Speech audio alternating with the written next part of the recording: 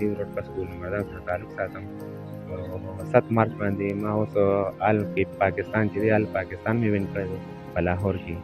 او زه د خپل کشرانو مشرانو ټولو ته دا میسج کول غواړم چې د جیم طرفونو ته راشي، ځکه چې صحت دی، صحت سره سړی روغ جوړي یا او د نشو تماشو د دې اخوا دېخوا خبرو نه هم پرې ځان بچ کولی شي. نو زما ته ورسره دا راغلی.